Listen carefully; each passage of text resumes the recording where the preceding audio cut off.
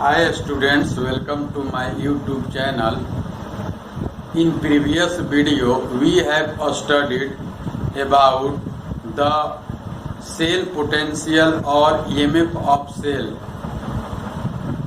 Today we shall start the next topic, reference electrode potential or standard hydrogen electrode potential or normal hydrogen electrode potential. Let us start. जैसा कि पिछले video में cell potential का measurement हम लोग किए थे कि ईएमएफ ऑफ सेल क्या है, तो ईएमएफ ऑफ सेल का डिटर्मिनेशन हम लोग निकाले थे कि oxidation potential at anode, reduction potential at cathode, या पोटेंशियल या difference in two half cell, या दो हाफ सेल के बीच जो इलेक्ट्रोड पोटेंशियल है उसके बीच का जो डिफरेंस है वह भी क्या होगा, ईएमएफ ऑफ सेल कहलाता है। एक सम के रूप में हम लोग निकालते हैं ईएमएफ ऑफ सेल, और एक डिफरेंस के फॉर्म में भी निकालते हैं सेल पोटेंशियल और EMF of cell. Cell potential जो होता है मैक्सिमम वोल्टेज देता है, उसका आउटपुट जो होगा मैक्सिमम होगा। इलेक्ट्रिकल एप्लायंस ऑपरेट होता हो या ना होता हो उससे इसका कोई रिलेशन नहीं है।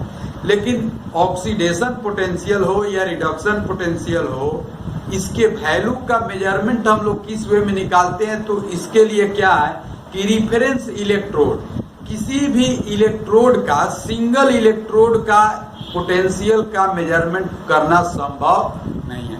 It is impossible. It is not possible to determine experimentally the potential of a single electrode. This is because neither oxidation nor reduction a reaction occur by itself. कह रहा है कि किसी भी इलेक्ट्रोड का, सिंगल इलेक्ट्रोड के potential का measurement करना पॉसिबल नहीं है। इसका कॉज ये है कि रिएक्शन जो होगी वह आपको neither oxidation nor reduction, neither oxidation nor reduction, या तो न तो ऑक्सीडेशन होगी या न तो रिडक्शन होगा स्वयं इटसेल्फ। अगर मान लीजिए कि इलेक्ट्रोड में है कॉपर का रंग, अगर किसी के कांटेक्ट में नहीं आएगा तो इसमें कुछ होने वाला नहीं है। अगर किसी भी सबस्टांस के कांटेक्ट में आएगा तो क्या होगा, इसमें रिएक्शन क्या होगा, कैरिड हो जाएगा। तो यह कह रहा है सो रिफरेंस इलेक्ट्रोड इज एक्सेप्टेड। तो इसके आधार पर हम लोग क्या करेंगे, रिफरेंस इलेक्ट्रोड को एक्सेप्ट करते हैं, स्वीकार करते हैं एज हाइड्रोजन इलेक्ट्रोड। और वह किस रूप में होगा, तो हाइड्रोजन इलेक्ट्रोड के फॉर्म में होगा, विच क्या होगा, रिवर्सेबल होता है, जो कि रिवर्सेबल है। मतलब फॉरवर्ड डायरेक्शन में भी जा सकता है, बैकवर्ड डायरेक्शन में भी जा सकता है। इसका मीनिंग है कि वो आयनिक इक्विलिब्रियम में पार्टिसिपेट कर सकता है। कह रहा है अब इसका सेटअप पूरा जो इसका प्रोसीड्यूर ये है कि sealed tube, it consist a sealed tube, sealed tube में कंसिस्ट रहता है, और प्लेटिनम फॉयल होता है। प्लेटिनम का यह वायर हो गया, ये प्लेटिनम का फॉयल है। Platinum foil coated with platinum black, ये सील्ड होता है, it consist a sealed tube. अब इस सील्ड ट्यूब में यहां पर क्या होता है कि एक आपको पाथ दिया हुआ है, इसमें हाइड्रोजन गैस का एंट्री होगा, हाइड्रोजन गैस निकल भी सकता है। तो हाइड्रोजन गैस का एंट्री हो रहा है at 298 Kelvin and 1 atmospheric pressure. The current of hydrogen gas is passed at 298 Kelvin and 1 atmospheric pressure. ये जो सील्ड ट्यूब है प्लेटिनम फॉयल के साथ कोटेड किया गया है प्लेटिनम ब्लैक का, ये पूरे इलेक्ट्रोलिटिक सबस्टांस में कंसिस्ट इमर्ज रहता है, डिप्ट रहता है। और उस कौन सा रहता है, हाइड्रोक्लोरिक एसिड जनरली हम लोग यूज करते हैं, उसका कॉन्सेंट्रेशन होता है 1 मोल पर लीटर होता है। तो 1 MHCl है, मतलब 1 मोल पर लीटर के स्ट्रेंथ का हाइड्रोक्लोरिक एसिड का इसमें इलेक्ट्रोलिटिक सबस्टांस का यूज किया गया है।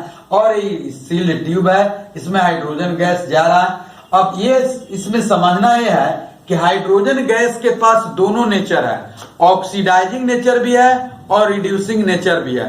वो किसी के रिस्पेक्ट में कभी वो ऑक्सीडाइज होगा, कभी क्या होगा, रिड्यूस हो सकता है। तो इसलिए इसका नाम रखा गया कि ये रिवर्सेबल होता है, ऑक्सीडाइज भी हो सकता है, रिड्यूस भी हो सकता है। ये तो यहां से अब हम लोग क्या कर सकते हैं कि अगर मान लीजिए कि हाइड्रोजन गैस H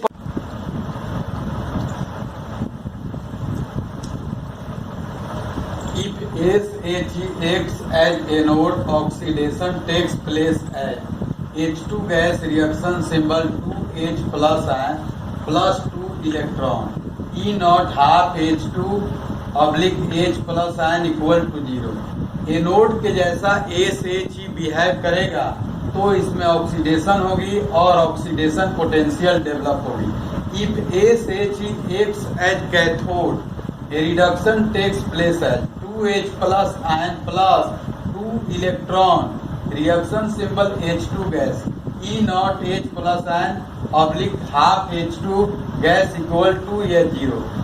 SHE अगर कैथोड के जैसा बिहेव करेगा तो यहाँ रिडक्शन पोटेंशियल डेवलप होता है। दोनों ही कंडीशन में आइदर ऑक्सीडेशन पोटेंशियल और रिडक्शन पोटेंशियल, रिफरेंस इलेक्ट्रोड का वैल्यू क्या टेकन है 0 लिया जाता है। इससे किसी मेटल का रिएक्टिविटी नेचर अधिक हो सकता है, किसी मेटल का रिएक्टिविटी नेचर कम हो सकता है।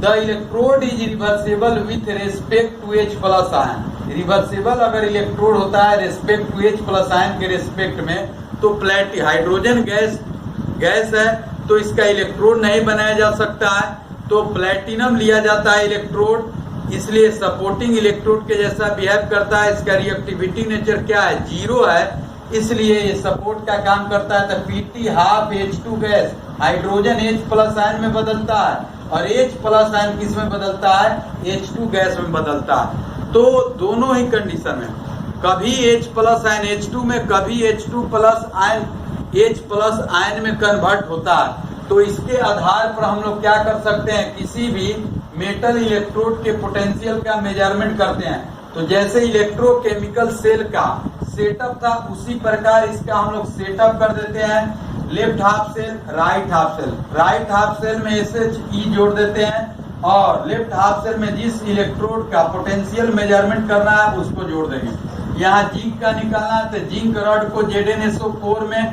तो Zn से Zn+2 आयन में कन्वर्ट हो रहा है, इलेक्ट्रॉन रिलीज हो रहा।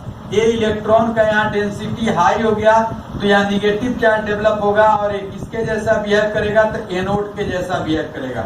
यहाँ से इलेक्ट्रॉन क्या करेगा, रिपेल टू ईच अदर, तो इलेक्ट्रॉन आएगा और यह H प्लस आयन इलेक्ट्रॉन का गेन करने के बाद H2 गैस में कन्वर्ट हो जाएगा। तो यह SHE है। यहाँ ऑक्सीडेशन नेचर ज्यादा है तो यहाँ रिडक्शन होगा, अगर यहाँ पर रिडक्शन नेचर ज्यादा तो यहाँ ऑक्सीडेशन। यही वर्क है SHE और NHE का कि ये मेटल के अकॉर्डिंग क्या होता है, अपने आप को ये बदल लेता है। अगर मेटल के पास ऑक्सीडेशन नेचर ज्यादा है तो ये रिडक्शन होने लगेगा, अगर मेटल के पास रिडक्शन नेचर ज्यादा है तो ये ऑक्सीडेशन नेचर को शो करता है। सेल रिएक्शन हो गया Zn 2H plus ion equals reaction symbol Zn+2 ion equals plus H2। किसी का भी निकालना होगा किसी मेटल का तो इसी वे में हम लोग सेटअप करते हैं। कॉपर का निकालना होगा तो कॉपर सल्फेट ले लेंगे, अगर अल्युमिनियम का निकालना होगा तो अल्युमिनियम सल्फेट लेंगे, मैग्नीशियम का निकालना होगा तो मैग्नीशियम सल्फेट लेंगे और यह सेटअप रहेगा। और जिस मेटल को जोड़ेंगे जिस वे में ये केमिकल रिएक्शन प्रोसीड होगी वो एक्सपेरिमेंटल होगा, उसमें हम लोग चेंजिंग नहीं कर सकते हैं।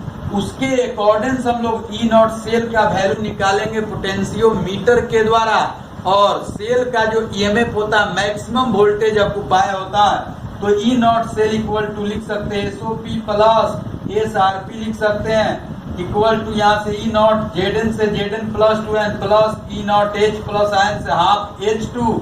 अब यह एक्सपेरिमेंटल सेल का EMF दिया है 0.76 वोल्ट, यहाँ से E नॉट Zn से Zn+2 ion plus 0, E not Zn से Zn+2 का वैल्यू आ गया प्लस 0.76 वोल्ट और ई नॉट Zn प्लस 2 से Zn साइन को बदल देंगे तो ये क्या आ जाएगा, माइनस में आ जाएगा, 0.76 वोल्ट आ जाएगा। तो साइन को बदल के किसी भी पोटेंशियल को हम लोग ऑक्सीडेशन पोटेंशियल को रिडक्शन में, रिडक्शन पोटेंशियल को ऑक्सीडेशन पोटेंशियल में बदल सकते हैं।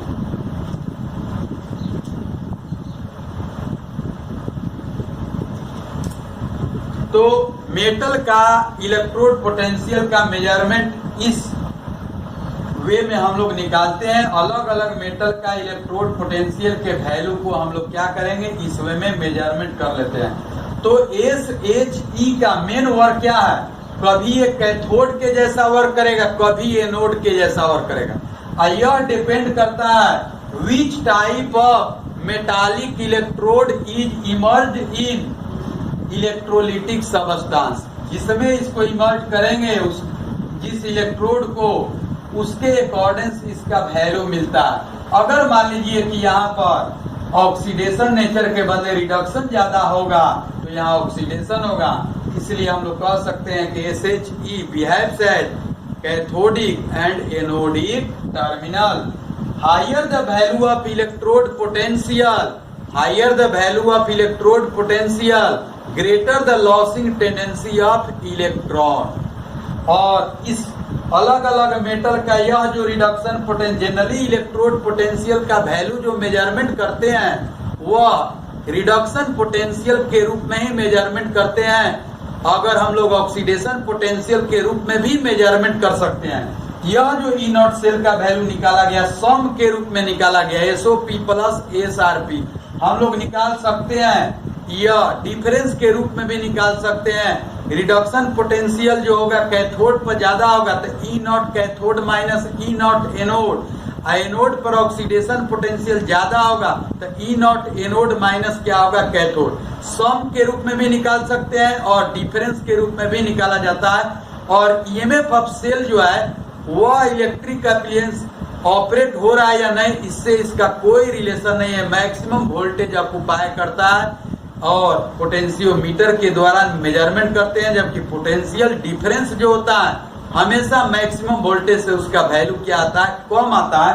तो अलग अलग मेटल का जो इलेक्ट्रोड पोटेंशियल का वैल्यू जो मेजरमेंट करेंगे in terms of reduction potential, उसको इंक्रीजिंग ऑर्डर और डिक्रीजिंग ऑर्डर में उसको अरेंज करेंगे तो एक सिस्टमैटिक सीरीज मिलता है इलेक्ट्रोड पोटेंशियल का, जो अलग अलग प्रॉपर्टी का एक्सप्लेनेशन करता है। उसको हम लोग इलेक्ट्रोकेमिकल सीरीज के नाम से जानते हैं। Tomorrow onwards we shall start the next topic, electrochemical series. Please subscribe, like, share and comment with friends. Thanks.